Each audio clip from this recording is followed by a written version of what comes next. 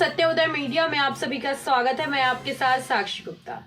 अटल बिहारी वाजपेयी देश के एकमात्र ऐसे राजनेता हैं जो 4 राज्यों के 6 लोकसभा क्षेत्रों की नुमाइंदगी कर चुकी हैं। उत्तर प्रदेश के लखनऊ और बलरामपुर, गुजरात के गांधीनगर, मध्य प्रदेश के ग्वालियर और विदिशा और दिल्ली की नई दिल्ली संसदीय सीट से चुनाव जीतने वाले अटल बिहारी वाजपेयी इकलौते नेता हैं। वहीं अगर हम बात करें, अटल बिहारी वाजपेयी का जन्म 25 दिसंबर 1924 को हुआ। इस दिन को भारत में बड़ा ही दिन कहा जाता है।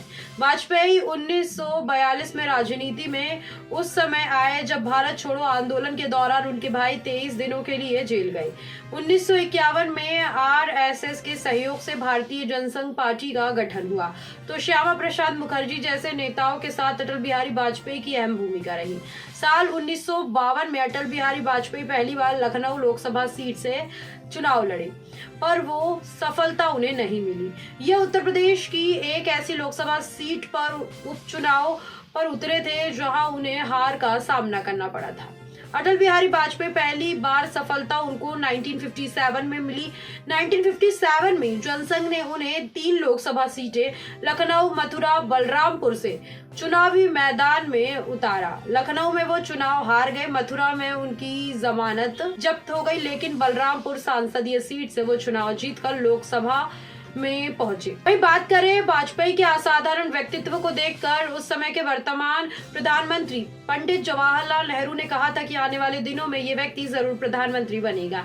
वाजपेयी तीसरे लोकसभा चुनाव 1962 में लखनऊ सीट से उतरे, लेकिन उन्हें जीत नहीं मिल सकी। इसके बाद वे राज्यसभा सदस्य बन गए या फिर चुने गए। इसके बाद 1967 में वो फिर से लोकसभा चुनाव लड़े, लेकिन जीत नहीं सके। इसके बाद 1967 में उपचुनाव हुआ जहां पर वो जीतकर सांसद बने। इसके बाद 1968 में वाजपेयी राष्ट्रीय जनसंघ के राष्ट्रीय अध्यक्ष बने। उस समय पार्टी के साथ नानाजी देशमुख, बलराज माधोक तथा लालकृष्ण आडवाणी जैसे नेता थे।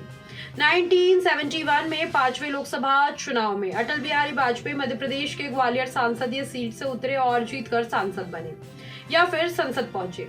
आपातकाल के बाद हुए चुनाव में 1977 से और 1980 के मध्यवीत यानी कि जो इसके बीच में जो चुनाव हुए थे उसमें दिल्ली संसदीय क्षेत्र का उन्होंने प्रतिनिधित्व किया था।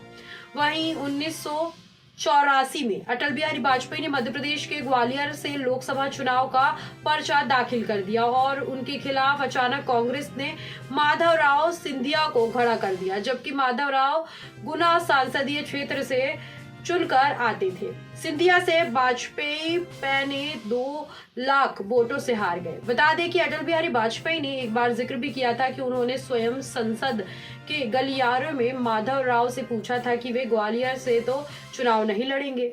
माधवराव ने उस समय मना कर दिया था, लेकिन कांग्रेस की रणनीति ने या फिर उनकी रणनीति के तहत अचानक उनका पर्चा दाखिल करा दिया गया। इस तरह वाजपेयी के पास मौका ही नहीं बचा कि दूसरी जगह वो नामांकन दाखिल कर पाते। ऐसे में उन्हें सिंधिया से हार का सामना करना पड़ा। इसके बाद अटल बिहारी वाजपेयी ने 1991 में आम चुनाव में लखनऊ और मध्य प्रदेश की विदिशा सीट से चुनाव लड़े और दोनों ही जगह वो जीत गए। बता दें कि उन्होंने विदिशा सीट छोड़ दी। हालांकि 1996 में हवाला कांड में अपना नाम आने के कारण लालकृष्ण आडवाणी गांधीनगर से चुनाव नहीं लड़े। इस स्थिति में अटल बिहारी वाजपेयी ने लखनऊ सीट के साथ साथ गांधीनगर से भी चुनाव लड़ा और दोनों ही जगहों से जीत हासिल हुई। इसके बाद से वाजपेयी ने लखनऊ को अपनी कर्मभूमि बना लिया। 1998 और 1999 का लोकसभा चुनाव लखनऊ सीट से जीतकर वो सांसद बन गए। जी हाँ, सांसद बन गए और संसद भवन पहुंचे। दिलचस्प बात यह है कि 1962 में जब अटल बिहारी वाजपेयी चुनाव हार गए थे तो उसके बाद वे राज्यसभा सदस्य के रूप में सांसद पहुंचे थे। इसके बाद 1984 में जब हारे तो भी 1986 में वो राज्यसभा के सदस्य के रूप में चुने गए थे। आपातकाल के बाद 1977 में हुए लोकसभा चुनाव में जनता पार्टी की और मोरारजी भाई देसाई के नेतृत्व वाली सरकार में विदेश मामलों में मंत्री बने।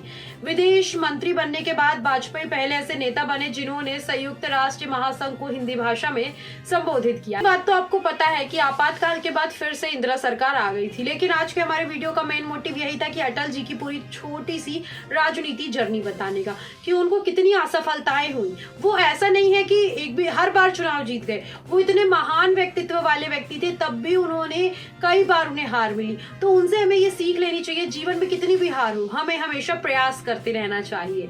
तो आप हमें कमेंट सेक्शन में बताइए, आप अटल जी की सीख से कहां तक एग्री हैं। बिल्कुल बताना ना भूलें। और भी ऐसे इन्फॉर्मेशन अपडेट के लिए बने रहिए सत्य उदय मीडिया के साथ। तब तक के लिए नमस्कार।